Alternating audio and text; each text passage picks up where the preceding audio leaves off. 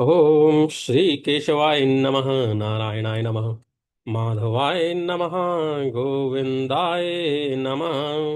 अपवित्रः पवित्रो वा सर्वावस्थां गतोऽपि वा यस्मरेत् पुण्डरीकाक्षं स बाह्याभ्यन्तरा शुचि। ओम नमः शिवाय गणेशाय नमः। आज हम महाभारत का एकाधिक शततमो अध्याय अर्थात 101वां अध्याय पढ़ेंगे। इसमें सत्यवती के गर्भ से चित्रांगद और विचित्र वीर्य की उत्पत्ति, शांतनु और चित्रांगद का निधन तथा विचित्र वीर्य का राज्याभिषेक के बारे में पता चलेगा। वैशंपायन उवाच चेदिराजसुतां ज्ञात्वा दास राजेन वर्धितां विवाहं कारयामास शास्त्रदृष्टेन कर्मणा। ततो विवाहे निवृत्ते स राजा शांत नृपः तां कन्यां रूपसंपन्नां स्वगृहे सन्निवेशयत्। सत्यवती चेदिराज वसु की पुत्री है और निषाद राज ने इसका पालन पोषण किया है। यह जानकर राजा शांतनु ने उसके साथ शास्त्रीय विधि से विवाह किया। तदनंतर विवाह संपन्न हो जाने पर राजा शांतनु ने उस रूपवती कन्या को अपने महल में रखा। तथा शांतनवो धीमान सत्यवत्याम जायत वीर चित्रांगदो नाम वीर्यवान पुरुषेश्वरः। कुछ काल के पश्चात सत्यवती के गर्भ से शांतनु का बुद्धिमान पुत्र वीर चित्रांगद उत्पन्न हुआ, जो बड़ा ही पराक्रमी तथा समस्त पुरुषों में श्रेष्ठ था। अथा परम महेश्वासम सत्यवत्याम सुतम प्रभु विचित्र वीर्यम राजानम जनयामास वीर्यवान। इसके बाद महापराक्रमी और शक्तिशाली राजा शांतनु ने दूसरे पुत्र महान धनुर्धर राजा विचित्र वीर्य को जन्म दिया। अप्राप्तवती तस्मिनस्तु यौवनम पुरुषर्षभे स राजा शांतनुर्धीमान कालधर्ममुपेयिवान। नरश्रेष्ठ विचित्र वीर्य अभी यौवन को प्राप्त भी नहीं हुए थे कि बुद्धिमान महाराज शांतनु की मृत्यु हो गई। स्वर्गते शांतनु भीष्म चित्रांगदमिरंदनम नमरिदम भीष्म चित्रांग दमरिंदमम स्थापयामास वै राजे सत्यवत्यामते स्थितः। शांतनु के स्वर्गवासी हो जाने पर भीष्म ने सत्यवती की सम्मति से शत्रु का दमन करने वाले वीर चित्रांगद को राज्य पर बिठाया। सतु चित्रांगद शौर्या सर्वाश्चिक्षेप पार्थिवान मनुष्यम न हि मेने स कंचित सदृश्यमात्मनः। चित्रांगद अपने शौर्य के घमंड में आकर सब राजाओं का तिरस्कार करने लगे। वे किसी भी मनुष्य को अपने समान नहीं मानते थे। तम क्षिपंतम सुरांश्चैव मनुष्यान सुरांस तथा गंधर्वराजो बलवान तुल्या नामाभिसध्यायत तदा। गंधर्वराजो बलवान तुल्य नामा व्यजात तदा। मनुष्यों पर ही नहीं, वे देवताओं तथा असुरों पर भी आक्षेप करते थे।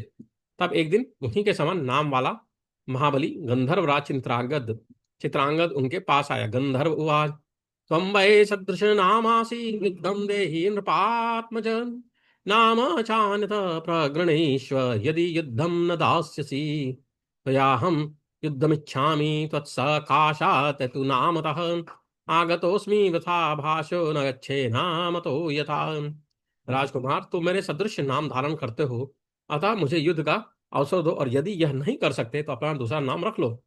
मैं तुमसे युद्ध करना चाहता हूँ। नाम की एकता के कारण ही मैं तुम्हारे निकट आया हूँ। मेरे नाम द्वारा व्यर्थ पुकार जाने वाला मनुष्य मेरे नाम से सकुशल नहीं जा सकता। तेनाश सुमहद युद्धम कुरुक्षेत्र बभूव ते तयोर्बलवतोस्तत्र गंधर्व कुरुमुख्ययोः नद्याः तीरे सरस्वत्याः समास्तिस्रो भवद्रणः तस्मिन् विमर्दे तुमुले शस्त्रवर्ष समाकुले मायाधिको वधीद वीरम गंधर्व कुरुसत्तमम्। तदनंतर उसके साथ कुरुक्षेत्र में राजा चित्रांगद बड़ा भारी युद्ध हुआ। गंधर्वराज और कुरुराज दोनों ही बड़े बलवान थे। उनमें सरस्वती नदी के तट पर 3 वर्षों तक युद्ध होता रहा। अस्त्र शस्त्र की वर्षा से व्याप्त उस घमासान युद्ध में माया में बढ़े चढ़े हुए गंधर्व ने कुरुश्रेष्ठ वीर चित्रांगद का वध कर डाला। सहत्वा तु नरश्रेष्ठम चित्रांगदमरिंदमम हंताय कृत्वा गंधर्वो दिवमा चक्रमे ततः। शत्रुओं का दमन करने वाले नरश्रेष्ठ चित्रांगद को मारकर युद्ध समाप्त करके वह गंधर्व स्वर्गलोक में चला गया। तस्मिन् पुरुषार्दुर्लये निहते भूरि तेजसी भीष्म शांतनवो राजा प्रेत कार्याण्य कारयत।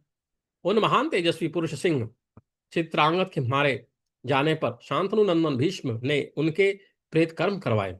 विचित्र वीर्यम च तदा बालम प्राप्त यौवनम कुरु राजे महाबाहुरभ्य चंद चदनंतरम। विचित्र वीर अभी बालक थे, यह अवस्था में नहीं पहुंचे थे, तो भी महाबाहु भीष्म ने उन्हें कुरु देश के राज्य पर अभिषिक्त कर दिया।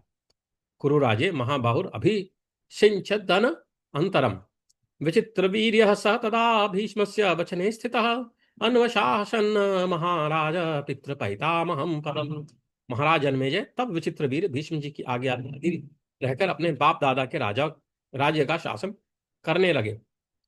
स धर्मशास्त्र कुशलम भीष्मं शांत नवम नृपः पूजयाम स धर्मेण स चैनम प्रत्यपालयत। शांतनु नंदन भीष्म धर्म एवं राजनीति आदि शास्त्रों में कुशल थे, अतः राजा विचित्र वीर धर्म पूर्वक उनका सम्मान करते थे और भीष्म जी भी उन अल्पवयस्क नरेश की सब प्रकार से रक्षा करते थे। अब हम अगला अध्याय पढ़ेंगे, द्वय अधिक शततमो अध्याय। इसमें हम जानेंगे कि भगवान कि भीष्म पितामह जो है वो जाके काशीराज की कन्याओं का हरण करते हैं, उसके पीछे क्या कारण है, और फिर युद्ध में राजाओं तथा शाल्व की पराजय होती है।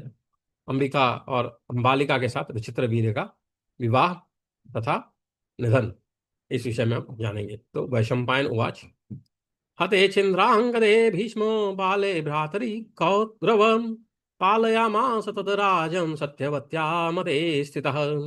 जन्मेजय चित्रांगद के मारे जाने पर दूसरे भाई विचित्र वीर्य अभी बहुत छोटे थे, अतः सत्यवती की राय से भीष्म जी ने उस राज्य का पालन किया। संप्राप्त यौवनम दृष्ट्वा भ्रातरम धीमतावतः धीमतां वरः भीष्मो विचित्र वीर्यस्य विवाहाया करोन्नतिम। जब विचित्र वीर धीरे धीरे युवावस्था में पहुंचे, तब बुद्धिमानों में श्रेष्ठ भीष्म जी ने उनकी वह अवस्था देख विचित्र वीर के विवाह का विचार किया। अथ कशीपतेर्भीष्म कन्यास्ति स्रोपसरोपमा सुश्राव सहिता राजन मृणवाना वै स्वयंवरम। राजन, उन दिनों काशीराज की 3 कन्याएं थीं जो अप्सराओं के समान सुंदर थीं। भीष्म जी ने सुना वे तीनों कन्याएं साथ ही स्वयंवर सभा में पति का वरण करने वाली हैं। ततः स रथिनाम श्रेष्ठो रथे नैकेन शत्रुजित जगामानुमते मातुः पुरीं वाराणसीं प्रभुः। तब माता सत्यवती की आज्ञा ले रथियों में श्रेष्ठ शत्रु विजयी भीष्म एकमात्र रथ के साथ वाराणसीपुरी को गए, वो बनारस चले गए। तत् राज्ञः समुदीतान् सर्वतः समुपागतान् ततः तत्र राज्ञः समुदीतान् सर्वदा समुपागतान् ददर्श कान्यस्ताश्चैव भीष्म शांतनुनंदन। वहां शांतनुनंदन भीष्म ने देखा सब ओर से आए हुए राजाओं का समुदाय स्वयंवर सभा में जुटा हुआ है और वे कन्याएं भी स्वयंवर में उपस्थित हैं। कीर्त्यमानेषु राज्ञां तु तदा नाम सुसर्वशः एका किनं तदा भीष्मं वृद्धं शान्तनुनन्दनं सोद्वेगा इव तं दृष्ट्वा कन्या परम शोभनाः अपाक्रामन्तताः सर्वा वृद्ध इत्येव चिन्तया। उस समय सब और राजाओं के नाम ले लेकर उन सब का परिचय दिया जा रहा था। इतने में ही शांतनुनंदन भीष्म जब वृद्ध हो चले थे, वहां अकेले ही आ पहुंचे। उन्हें देखकर वे सब परम सुंदरी कन्याएं उद्विग्न सी होकर ये बूढ़े हैं ऐसा सोचती हुई वहां से दूर भाग गई। वृद्ध परम धर्मात्मा वली पलित धारण किम कारणमिहायातो निर्लज्जो भरतर्षभ मिथ्या प्रतिज्ञो लोकेषु किम वदिष्यति भारत ब्रह्मचारीति भीष्मो हि वृथैव प्रथितो भुवि इत्येवं प्रब्रुवन्तस्ते हसन्ति स्म नृपाधमान्। वहां जो नीच स्वभाव के नरेश एकत्र थे, वे आपस में बातें कहते हुए उनकी हंसी उड़ाने लगे। भारतवर्षियों में श्रेष्ठ भीष्म तो बड़े अधर्मात्मा सुने जाते थे, ये बूढ़े हो गए हैं, शरीर में झुर्रियां पड़ गई हैं, सिर के बाल सफेद हो चुके हैं, फिर क्या कारण है कि यहाँ आए हैं? ये तो बड़े निर्लज्ज जान पड़ते हैं। अपनी प्रतिज्ञा झूठी करके ये लोगों में क्या कहेंगे, कैसे मुंह दिखाएंगे? भूमंडल में व्यर्थ ही यह बात फैली है कि भीष्म जी ब्रह्मचारी हैं। वैशंपायन उवाच क्षत्रियाणाम च श्रुत्वा भीष्मः शुक्रोध भारत। जन्मेजय, क्षत्रियों की ये बातें सुनकर भीष्म अत्यंत कुपित हो उठे। भीष्मस्तदा स्वयं कन्यावरयामास प्रभुः। उवाच च महीपालान् राजन् जलदनिः स्वपन्। रथमारोप्य ताः कन्या भीष्म प्रहरतां वरः। आहूय दानं कन्यानां गुणवद्भ्यः। स्मृतं वधूः अलङ्कृत्य यथा शक्ति प्रदाय च धनान्यपि। प्रेक्षन्त्य परे कन्या मिथुनैन गवामपि। राजन, वे शक्तिशाली तो थे ही, उन्होंने उस समय स्वयं ही समस्त कन्याओं का वरण किया। इतना ही नहीं, प्रहार करने वालों में श्रेष्ठ वीरवर भीष्म ने उन कन्याओं को उठाकर रथ पर चढ़ा दिया और समस्त राजाओं को ललकारते हुए मेघ के समान गंभीर वाणी में कहा कि विद्वानों ने कन्या को यथाशक्ति वस्त्राभूषण से विभूषित करके गुणवान वर को बुलाकर उसे कुछ धन देने के साथ कन्यादान करना उत्तम ब्रह्म विवाह बताया है। कुछ लोग एक जोड़ा गाय और बैल लेकर कन्यादान करते हैं, वह आर्ष विवाह है। वित्तेन कथितेन्याने बले नाने नुमान्य च प्रमत्तामुपयन्त्यन्ये स्वयमन्ये च विन्दते। कितने ही मनुष्य नियत धन लेकर कन्यादान करते हैं, यह आसुर विवाह है। कुछ लोग बल से कन्या का हरण करते हैं, यह राक्षस विवाह है। दूसरे लोग वर और कन्या की परस्पर अनुमति होने पर विवाह करते हैं, यह गांधर्व विवाह है। कुछ लोग अचेत अवस्था में पड़ी हुई कन्या को उठा ले जाते हैं, यह पैशाच विवाह है। कुछ लोग वर और कन्या को एकत्र करके स्वयं ही उनसे प्रतिज्ञा कराते हैं कि हम दोनों गृहस्थ धर्म का पालन करेंगे। फिर कन्या पिता दोनों की पूजा करके अलंकार युक्त कन्या का वर के लिए दान करता है। इस प्रकार विवाहित होने वाले प्राजापत्य विवाह की रीति से पत्नी की उपलब्धि करते हैं। आर्षम विधिम पुरस्कृत्य दारानाविनन्ति चापरे। अष्टमं तमथो वित्त विवाहम कविभिर्व्रतम। कुछ लोग आर्ष विधि यज्ञ करके ऋतुजों को कन्या देते हैं। इस प्रकार विवाहित होने वाले देव विवाह की रीति से पत्नी प्राप्त करते हैं। इस तरह विद्वानों ने यह विवाह का 8वां प्रकार माना है। इन सबको तुम लोग समझो। स्वयंवरम तु राजन्या प्रशंसन्त्युपयान्ति च प्रमथ्य तु हृतामाहुर्ज्यासि धर्मवादिनः। क्षत्रिय स्वयंवर की प्रशंसा करते और उसमें जाते हैं, परंतु उसमें भी समस्त राजाओं को परास्त करके इस कन्या का अपहरण किया जाता है। धर्मवादी विद्वान क्षत्रिय के लिए उसे सबसे श्रेष्ठ मानते हैं।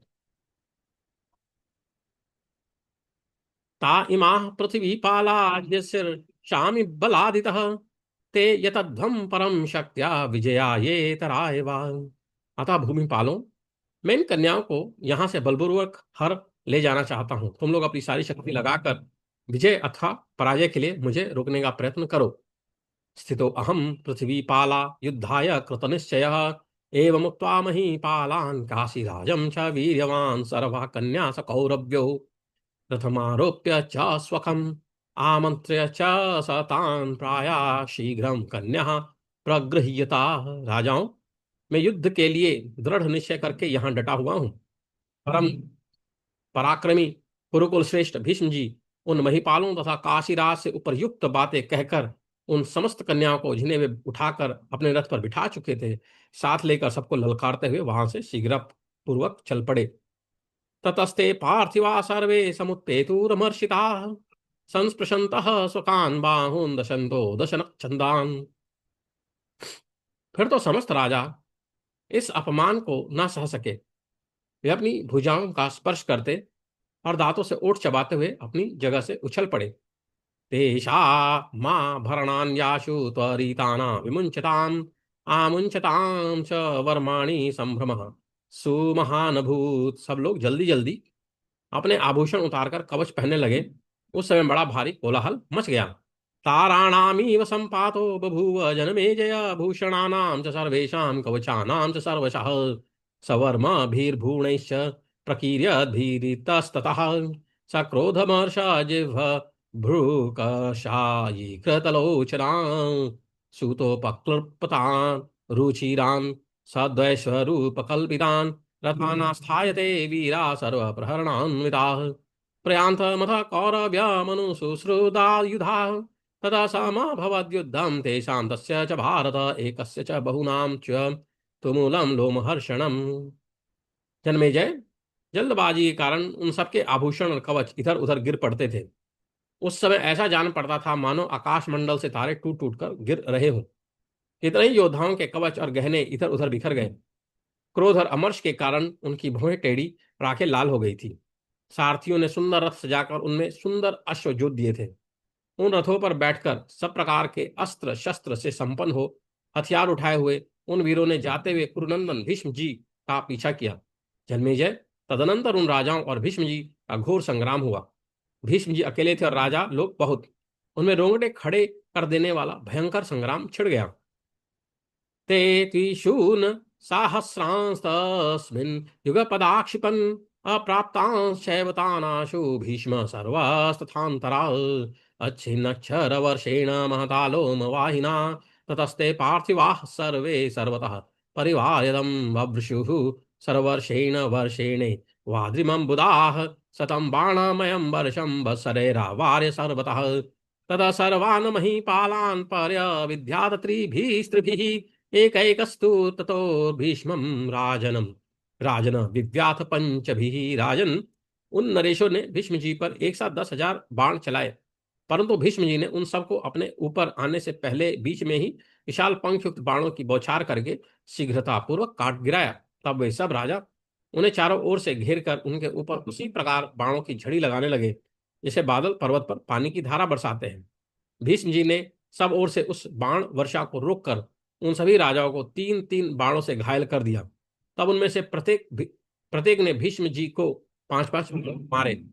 सचतान व्याध द्राभ्याम द्राभ्याम पराक्रमन् तदा युद्धमासीत तुमुलं घोरं देवासुरोपमं पश्यतां लोकवीराणां शरशक्ति समाकुलं स धनुषि ध्वजाग्राणि वर्माणि च शिरांसि च चिक्षेद समरे भीष्म शतशोथ सहस्रशः तस्याति पुरुषन्यालाघवं रथचारिण रक्षणं चात्मना संख्ये शत्रवोऽप्यभय पूजयन् तान् विनिर्जित्य तूरणे सर्वशस्त्राभृताम्बरः कन्याभिः सहितः प्रायाद् भारतो भारतान् प्रति ततस्तं पृष्ठतो राजन् शाल्वराजो महारथः अभ्यगच्छदमे यात्वा भीष्मं शान्तनवं रणे वारणं जगने भिन्नन्ताभ्यामपरो यथा वासिता मनुसम्प्राप्तो यूथपो बलिनाम्बरः श्रीकामस्तिष्ठतिष्ठेति भीष्ममास पार्थिवः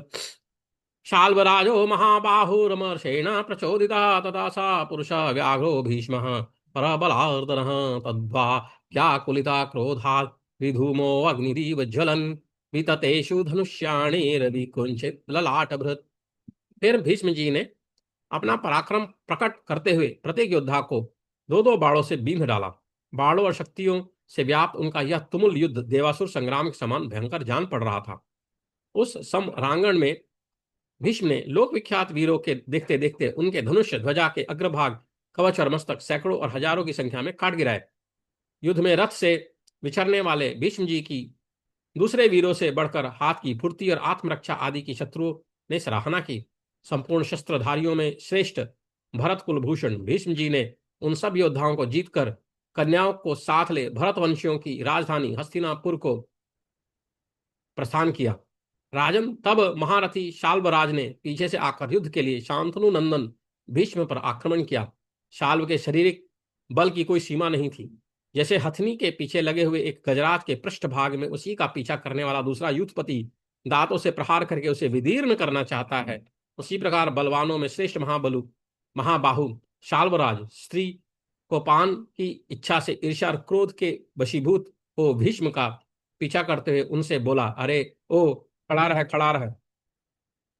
तब शत्रु सेना का संहार करने वाले पुरुष सिंह भीष्म उसके वचनों को सुनकर क्रोध से व्याकुल हो धूम रहित अग्नि के समान जलने लगे और हाथ में धनुष बाण लेकर खड़े हो गए। उनके ललाट पे सिकुड़न आ गई।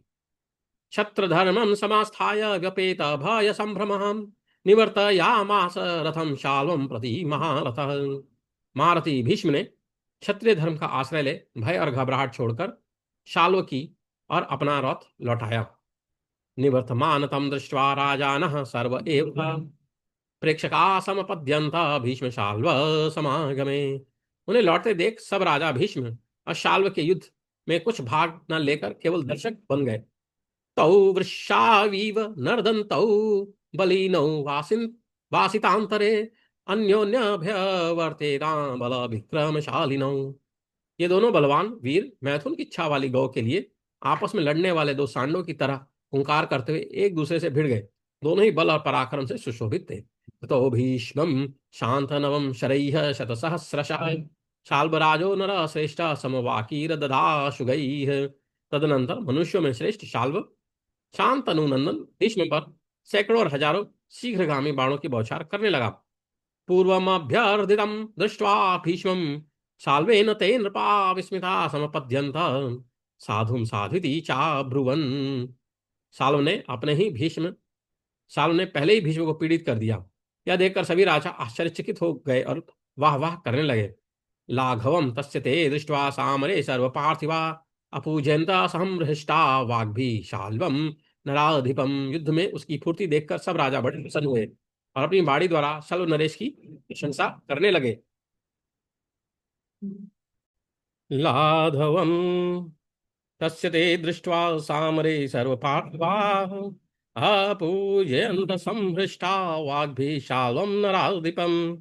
युद्ध में उसकी फुर्ती देख सब राजा बड़े प्रसन्न हुए और अपनी वाणी द्वारा शाल्व नरेश की प्रशंसा करने लगे। क्षत्रियाणां ततो वाचः धृत्वा परपुञ्जयः क्रुद्धः शान्तनवो भीष्मः तिष्ठ तिष्ठेत्यभाषत। शत्रुओं की राजधानी को जीतने वाले शांतनु नंदन भीष्म ने क्षत्रियों की वे बातें सुनकर कुपित हो शाल्व से कहा, खड़ा रह खड़ा रह। सारथिं चाब्रवीत क्रुद्धो याहि यत्रैष पार्थिवः यावदेनं निहन्म्यद्य भुजंगमिव पक्षीराज। फिर सारथी से कहा, जहां यह राजा शाल्व है उधर ही रथ ले चलो। जैसे पक्षीराज गरुड़ सर्प को दबोच लेते हैं उसी प्रकार मैं उसे अभी मार डालता हूं। ततोस्त्रं वारुणं सम्यक् योजयामास कौरवः तेनाश्वासातुरो मृद्ना क्षारराजस्य भूपते।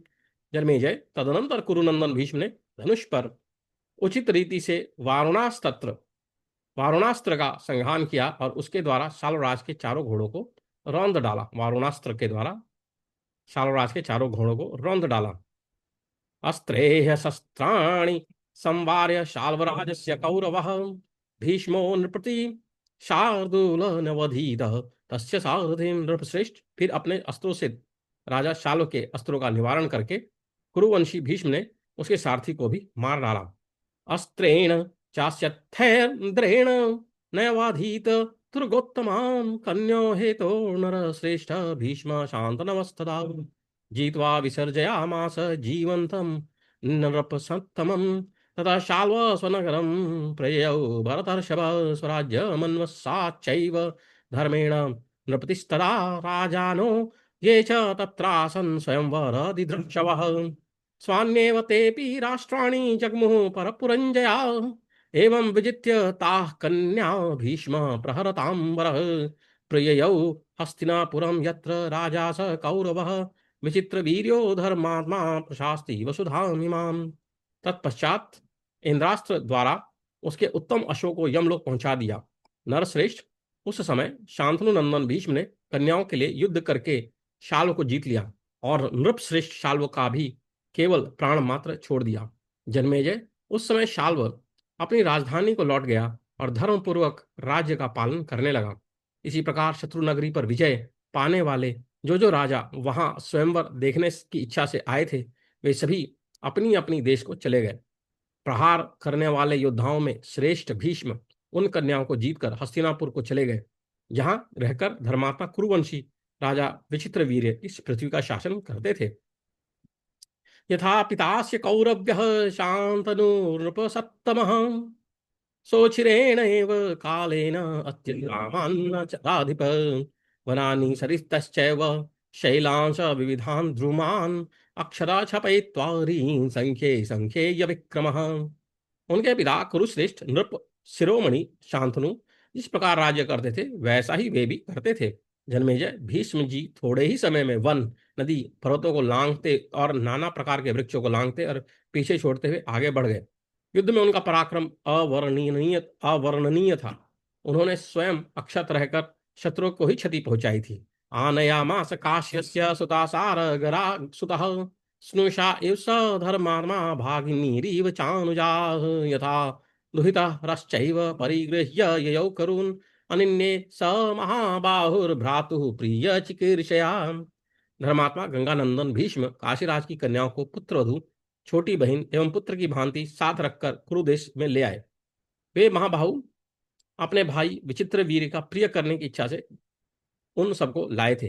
ता सर्वगुण संपन्ना भ्राता भ्रात्रे यवीयसे भीष्मो विचित्र वीर्याय प्रददौ विक्रमाहृता। भाई भीष्म ने अपने पराक्रम द्वारा हर कर लाई हुई उन सर्व सद्गुण संपन्न कन्याओं को अपने छोटे भाई विचित्र वीर के हाथ में दे दिया।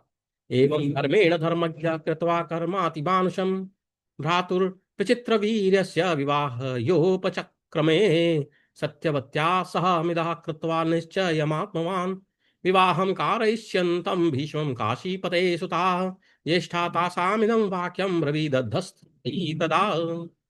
धर्मज्ञ एवं जीवात्मा भीष्म जी इस प्रकार धर्म पूर्वक अलौकिक पराक्रम करके माता सत्यवती से सलाह लेकर निश्चय पर पहुंचकर भाई विचित्रवीर्य की विवाह की तैयारी करने लगे। काशीराज की उन कन्याओं में जो सबसे बड़ी थी वह बड़ी सती साध्वी थी। उसने जब सुना कि भीष्म जी मेरा विवाह अपने छोटे भाई के साथ करेंगे, तब उनसे हंसती इस प्रकार कही, मया सौभ पति पूर्व मनसा ही व्रतः पति तेन चास्मी व्रता पूर्व मे कामश्च मे पितुः। धर्मात्मन, मैंने पहले से ही मन सौभ नामक विमान के अधिपति राजा शाल्व को पति रूपेण वरण किया था। उन्होंने पूर्व काल में मेरा वरण किया था। मेरे पिताजी की भी यही इच्छा थी कि मेरा विवाह शाल्व के साथ हो। मया वय ऋतव्यो भूक्षाल्व स्तस्मिन् स्वयंवरे एतद्विज्ञाय धर्मज्ञ धर्मतत्त्वं समाचर। उस स्वयंवर में मुझे राजा शाल्व का ही वरण करना था। धर्मज्ञ, इन सब बातों को सोच समझकर जो धर्म का सार प्रतीत हो वही कार्य कीजिए। एवं मुक्तस्तया भीष्मः एवं मुक्तस्तया भीष्मः कन्यया विप्रशंसति चिंतामभ्यमद वीरो युक्तां तस्यैव कर्मणः।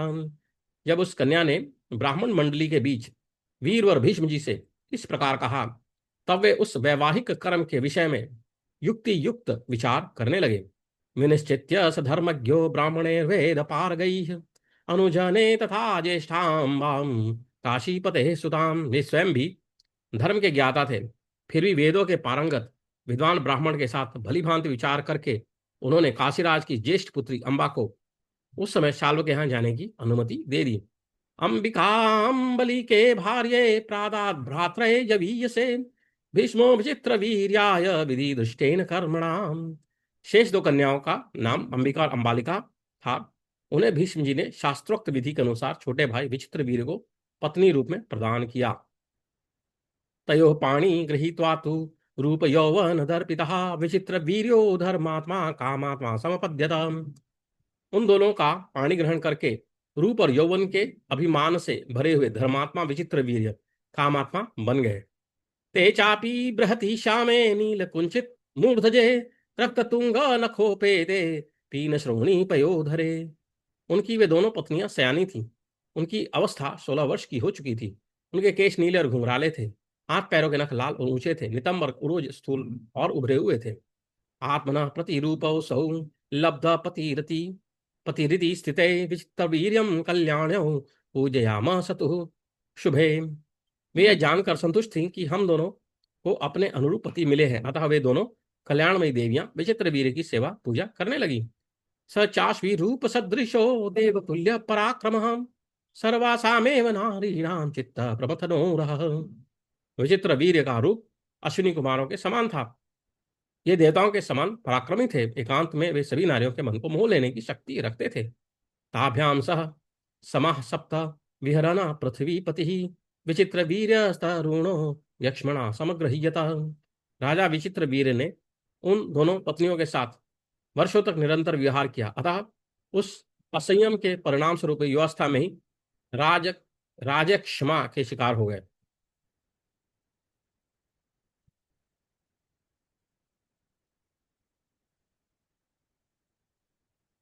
सुहृदाम यतमानानामाप्तैः सह चिकित्सकैः जगामास्तमिवादित्यः कौरव्यो यम साधनम।